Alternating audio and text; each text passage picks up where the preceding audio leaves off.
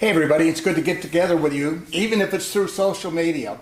So let me just give you a few announcements of what to expect for the coming week here at Calvary Chapel Hemet. And the thing I wanted to avoid is looking like I'm, hostage and asking people for help. So hopefully we can get around the way it looks and the feel that we have, and look forward to getting together again real soon. So on the way home down today, guess what happened? I'm driving along and a bug starts biting me in the leg. I mean, really, what else can go wrong at a time like this? At first I'm thinking, well, there's something sharp in my pocket. Well, that wasn't it at all. And I begin to realize, oh, wait a second, there's something in there. And so I'm grabbing it, squeezing it with my right hand, trying to drive down the hill with my left hand, and finally get to a place where I could pull over, drop my drawers, and try to get it out of there. It didn't go. I think it's down on my sock someplace. So if I scream a little later, relax, it just came back alive and it's getting me again. So don't worry about it. So what's happening here on campus this coming week? Well, the office is open. Well, not for traffic, for people to come in, but for you to be able to call and share your concerns, your prayer requests, counseling needs, whatever it is. Brandon and Brandy are going to be in there, and they're going to be handling that part of it. Gage is going to be in there also, and he's going to be taking care of our tech stuff. He's also going to be taking your prayer requests and sending them out to people who are on our various prayer teams that we've delegated for all this. So you're going to be covered in prayer. Make sure that we're united together in this. And by the way, if we don't have your email address, well, we can't get a hold of you. Email us, info@cchemet.com. Let's get connected while we're apart. We really can be together. In the school office, we're going to have Victor and Rosemary, and they're going to be in there and taking care of the transition that we've gone through with our school. We're now a daycare center. So there are people who need to go to work who have no one else to watch their kids, and so we're there for them. Pray for that particular ministry, because some of these people are unchurched, and we want to be able to serve them and help them in this time of need. A grocery clerk, a single mom, she needs someone to watch her children, and her family is scattered all over the place, or her parents, the grandparents, are elderly, and she doesn't want her grandparents to watch her kids in case they might get sick. And so we're there for those individuals. Danny is on the campus, and he's making sure, along with Victor, that everything's sterilized before the kids come in, and again after they leave. And so we've got a lot of activities going on. You're able to get a hold of us in those various ways. And today we've got 2 stations outdoors under the gazebo. And if you're watching this and you just feel so anxious and you want to come down and have someone pray with you, well, out there is where we have our prayer stations. And so we've got 2 couples that are out there at tables waiting for you. Come on in, not off of Hemet and not off of Acacia, but Shadow Lane. And the parking lot's open. I just drove in through that gate just a few moments ago myself. And so come on in and let these folks pray with you, and just continue on in the ministry that we have this morning. Hey, if you are going to be opening your Bible with us as we go through this morning, which I suggest that you do, turn in your Bible to 2 Kings chapter 6, beginning in verse 8, and we'll read through a few verses a little bit later on this morning. But first, let me just share some things with you. Some of you remember the story of Chicken Little. Do you remember that? When I was a little kid, that was one of the stories that was, that just on the radio or whatever it happened to be. I don't remember where I first heard the story, but perhaps it was on a record or something like that. Anyway, in the original stories, now there's one out on YouTube I saw. It's like 2.5-minute cartoon. I don't know if it sticks with the traditional story or not, but in the one that I heard, it was this acorn had fallen out of a tree and hit Chicken Little on the head. Well, he concluded from that the sky was falling, and he wanted to go warn the king. On his way to warning the king, he would stop and tell other animals that the sky's falling, the sky's falling. Before you knew it, utter chaos and pandemonium had taken place in the world that was around about them. Moral of the story? Well, in the tradition Chicken Little story is to have courage, even when it feels like the sky's falling. I'm sure that many folks around us, perhaps even you feel like the sky's falling this morning. I want you to remember 2 Corinthians chapter 5, verse 7. It reminds us that we walk by faith and not by sight. In other words, we shouldn't cave into feelings because feelings are dictated by circumstances and situations that we find ourselves in. But God never changes. Feelings constantly change, but not so the Lord. Faith in Him brings a calm assurance even when it feels like the sky's falling. Last week I shared this verse with you. It was in Deuteronomy chapter 31, verse 6. It says, "Be strong and of good courage. Do not fear, nor be afraid of them. For the Lord your God, He is the one who goes with you. He will not leave you, nor forsake you." Those were the words, the instructions that came from Joshua to the children of Israel as they were preparing to enter into the promised land. There are a couple of Hebrew words that are translated into English as courage. Hazak and Amos. Both of them have the basic meaning to be strong. Jeremiah said, "O Lord, my strength and my fortress, my refuge in the day of affliction." You see, you can be courageous. You can be strong, even if it feels like the sky's falling, because your strength comes from the Lord. He is your strength. He is your wall of protection around you, your fortress. He is a refuge, your shelter from danger. And He goes with you into Walmart, Winco, Stater Brothers, and He will not leave you nor forsake you. I shared this story with the young at heart a couple of weeks ago. Between 1875 and 1883, there was a professional thief whose very name struck fear as he terrorized Wells Fargo. From San Francisco all the way to New York, his name became synonymous with danger. He robbed 29 different stagecoach crews. Amazingly, he did it all without firing a single shot. Instead, Black Bart used fear to paralyze his victims. Fear is a powerful emotion. It can grip us with an immobilizing terror. It can keep us from succeeding in life. Fear wants to steal your joy, take your courage, and leave you cold, naked, and trembling. Everyone has a fear. You may have a fear of death, financial collapse, or a host of other things right now. But I want you to remember, it is Satan's tool, not God's. But God wants to encourage you with these words, "Fear not." These words are used 88 times in the Bible. Most of the time, it's God speaking to us, to people like us today. I shared this with our seniors the last time we were together, but I feel like we all need to remember that we're in a spiritual battle right now, as well as other things that are going on all around about us. You're in an emotional battle. It feels like the sky's falling. You're in a physical battle. The COVID-19 is real, and that's why you're at home right now, and I'm here at our makeshift studio. But I want to remind you that you're in a spiritual battle as well. Before we begin our Bible lesson, let me introduce you to the list of characters. First of all, we have Elisha, and then Joram. He's the king of Israel. And then we have the bad guy, Ben-Hadad, the king of Syria. And last but not least, Elisha's servant. 2 Kings chapter 6, verses 8 through 23. But here's the background first. In verses 8 through 14, Ben-Hadad was making war against Israel.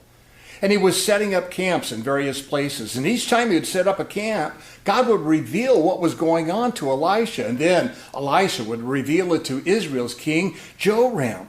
And this happened several times. And so Ben-Hadad caught on that someone was telling Joram about his plans. And so he concluded that it was one of his own. And so he accused his servants of, well, being a traitor and getting word to the king of Israel. And so finally someone said, it's none of us. No, it's none of us, but it's the servant of the Lord. It's Elisha. And he hears what you say in your bedroom. And then he tells it to the king of Israel. That upset Ben-Hadad. And so he said, we got to find this guy. And so they did. They located where he was. In verse 15, early in the morning, Elisha's servant wakes up and he finds that they're surrounded by the Assyrian army. He goes out and it's like, oh my gosh, look what's going on. Oh my Lord, what shall we do? Elisha responds, fear not, for we are more than they. Now, how could he say that? There was only two of them, and they were facing the entire Syrian army. Perhaps he had a math problem. I don't think so. Actually, he had spiritual insight that a servant didn't have at that time. It wasn't that Elisha was some sort of Pollyanna optimist. It was that he was able to see the armies of the living God. And his servant, well, he didn't see it at that time. And so Elisha begins to pray and he says, oh Lord, open his eyes so that he may see. And when God did open his eyes, he was able to see that the mountains were full of horses and chariots of fire, the Lord's army. You might feel like that servant right now. You're trapped by your fears, and there seems to be no way out. If so, it's time to pray and ask God to open your eyes. Let's read the text together, beginning in verse 8. Now the king of Syria was making war against Israel, and he consulted with his servants, saying, my camp will be in such and such place. And the man of God sent to the king of Israel, saying, beware that you do not pass this place, for the Syrians are coming down there. Then the king of Israel sent someone to the place of which the man of God had told him. Thus he warned him, and he was watchful there, not just once or twice. Therefore, the heart of the king of Syria was greatly troubled by this thing. And he called his servant and said to them, will you not show me which of us is for the king of Israel? And one of his servants said, no, my lord, O king. But Elisha, the prophet, who was in Israel, tells the king of Israel the words that you speak in your bedroom. And so he said, go and see where he is, that I may send him and get him. And it was told him, saying, surely he is in Dothan. Verse 14, therefore he sent horses and chariots and a great army there, and they came by night and surrounded the city. And when the servant of the man of God arose early and went out, there was an army surrounding the city with horses and chariots. And his servant said to him, alas, my master, what shall we do? So he answered, do not fear, for those who are with us are more than those who are with them. And Elisha prayed, and he said, Lord, I pray, open his eyes that he may see. And then the Lord opened the eyes of the young man, and he saw. And behold, the mountain was full of horses and chariots of fire around Elisha. And so when the Syrians came down to him, Elisha prayed to the Lord and said, strike the people, I pray, with blindness. And he struck them with blindness, according to the word of Elisha. And now Elisha said to them, this is not the way, nor the city. Follow me, and I will bring you to the man whom you seek. But he led them to Samaria. And so it was, when they came to Samaria, that Elisha said, Lord, open the eyes of these men, that they may see. And the Lord opened their eyes, and they saw, and they were inside Samaria. And now when the king of Israel saw them, he said to Elisha, my father, shall I kill them? Shall I kill them? But he answered, "You shall not kill them. Would you kill those whom you have taken captive with your sword and bow? Set food and water before them, that they may eat and drink and go to their master." And then he prepared a great feast for them, and after they ate and drank, he sent them away, and they went to their master. And so the bands of Syrian raiders came no more to the land of Israel. Let me tell you what happens when God opens your eyes. Number one, you will see the true nature of the battle that you're in right now. Elisha's servant thought that the battle was two against the entire Syrian army, but God and his spiritual army stood by Elisha. Like this servant, so many people are blind to the true nature of the battle because they have taken their eyes off of God and have focused on the news, and so they feel outnumbered. 318,410 people have the virus. No, that's not true. Because 109,681 of those cases are now closed. Of the 208,729 active cases that exist right now, 95% of them are considered mild. You aren't getting those stats on your news channel. As a matter of fact, in our quadrant of the Riverside County, as of yesterday, from north to south, there isn't a single case. In the eastern portion, the largest portion of land, but mostly desert, but it has that particular area from Palm Springs to Indio and a little bit around there, but all that area that's out there, well, there's been several cases.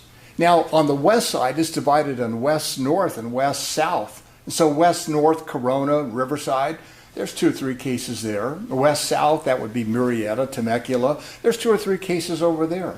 But from Cherry Valley, Beaumont, Banning, Hemet, Anza, from north to south, there isn't a single case. Let's keep it that way. So when you guys go shopping, don't go out to the Winco someplace else or some other place. Hey, stay home. Keep it all in here. When we look to God, he opens our eyes and we can see with God we are more than they. Another way of saying that is that we're stronger than they are. You don't need to be a Chicken Little or a Pollyanna. What you need is to trust God. Remember Jeremiah's words, "O Lord, my strength and my fortress, my refuge in the day of affliction." Yeah, this is the day of affliction.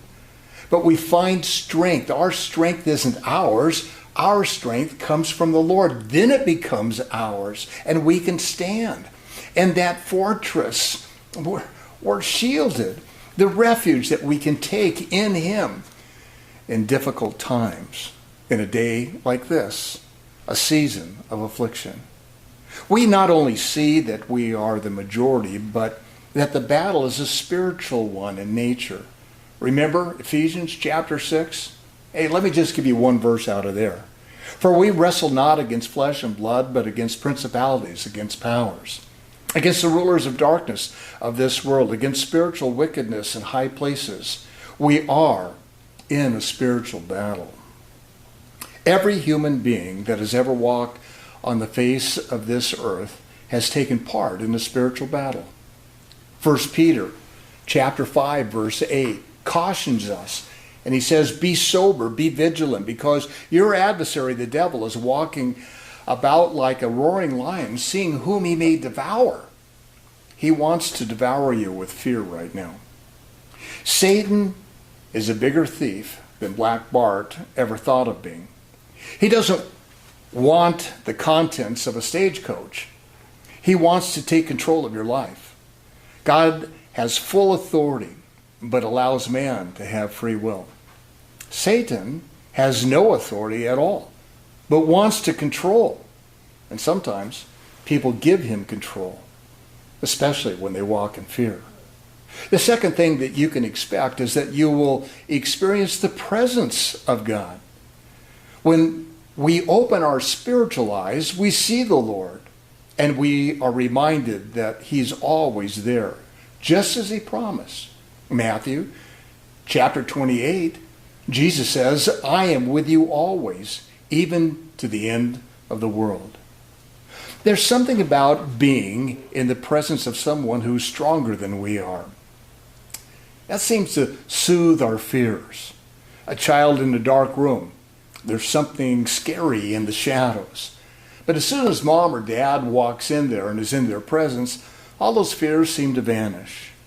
5-year-old Johnny was in the kitchen. His mother was getting ready to make dinner.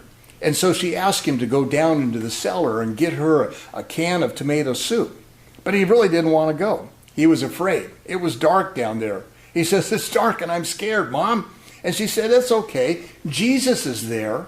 And so he opens the door to the cellar and he calls down the stairs and he says, Jesus, if you're there, could you please hand me a can of tomato soup? Well, I think sometimes we're like little Johnny. Fear not. In Genesis chapter 26, when Isaac was afraid, the Lord said, I am the God of your father Abraham. Do not fear, for I am with you. Jeremiah chapter 42, verse 11. When Jeremiah was afraid, God said, do not be afraid of the king of Babylon, whom you now fear. Do not be afraid of him, declares the Lord. For I am with you and will save you and deliver you from his hands. You know what? When God's with us, there's no reason to fear. 1 John chapter 4, verse 4. He who is in you is greater than he who's in the world. Remember, when God is with us, we are always the majority and we're always the victor. The third thing, the final thing here, is that we are reminded of God's past victories. In Deuteronomy chapter 7, Moses was preparing the people to cross into the promised land. And this is what he says to them. There are 7 nations larger and stronger than you. Maybe that's not very encouraging. I'm sure that it just kind of catches people off guard. Anytime you'd say, hey, you're walking into the midst of a difficult situation, you know what? We need the truth. And we can see the reality all around us. And so Moses says the truth is that the nations that are in there, they're bigger than you are, and they're stronger than you are. They're mightier than you are. But he didn't stop there. He gave them a few history reminders. So Moses reminded them how God had overcome their enemies every single time. He reminded them, remember, our fathers from the house of bondage, well, God redeemed them out of that, and from the hand of Pharaoh, the king. And then he reminded them about how God had brought them through the wilderness to the promised land, and all the details that were in there. We need to remember what God has done for us in our past, how Christ redeemed us from the bondage of sin and from the hand of the prince of this world. He has brought us to where we are today. And someday we will close the chapter of this life and this close the chapter of this time of our life and open a brand new one. And that's probably just a couple of weeks ahead. Don't live in the past, but learn from the past. You see, the same God that cared for Israel is the same God that died for you and for me. And he rose again. And he's coming back. He has not changed, nor will he ever change. And we can trust him. God went through the wilderness with them, and he'll go through this with us. Fear not. He overcame their enemies, and he will overcome ours. Fear not. He delivered them from captivity, and he'll deliver us. Fear not. In Romans chapter 8, verse 31, it says, if God is for us, who can be against us? Does this mean that with God, we will always be victorious? Well, yes, it does. Now, stay with me for just a moment. That is, if we understand the true nature of the battle. It's a spiritual battle. That doesn't mean that you can't get this virus. You can. The attitude of some in government want to create a nanny state that will take care of you from cradle to grave. And there's a lot of people that want to go for that and trust the government. I don't. I would rather trust God. And He's got a plan for my life that begins, well, while I was still in my mother's womb. And it lasts till the end of time. I mean, eternity. That's a lot further from cradle to grave. And I would much rather trust His plan for my life than anyone else's. I know some of the details seem to be foggy. And in between the mother's womb to eternity, there can be some difficult challenges, but you know the end, don't you? You know that the end will be glorious. With God, we will overcome the greatest enemy of all. 1 Corinthians chapter 15, verses 55 through 57. O death, where is your sting? O Hades, where is your victory? The sting of death is sin, and the strength of sin is the law. But thanks be to God who gives us victory through our Lord Jesus Christ. You will. I will. Every believer, every Christian will be victorious. Let me wrap it up with this. In case you're wondering what happened with Elijah and Black Bart, well, when the Syrian army came toward Elisha, the Lord struck them with blindness. He closed their eyes. Remember that? And Black Bart, well, it turns out that he wasn't anything to be afraid of either. When the hood came off, they didn't find a bloodthirsty bandit from Death Valley. They found a mild-mannered druggist from Decatur, Illinois, Charles E. Bowles. He never fired a shot. You know why? Because he was afraid to carry a loaded gun. When you have any false fears in life, ask God to open your eyes so that you can see the true nature of the battle. Be calm, be brave, be safe. Remember, the Lord is your strength. He is your shield. He's your fortress. And you can trust in Him. God bless. Looking forward to getting together with you guys as soon as we possibly can. We love you. We're praying for you. I know you're praying for us. Let's keep it going, all right? See you soon.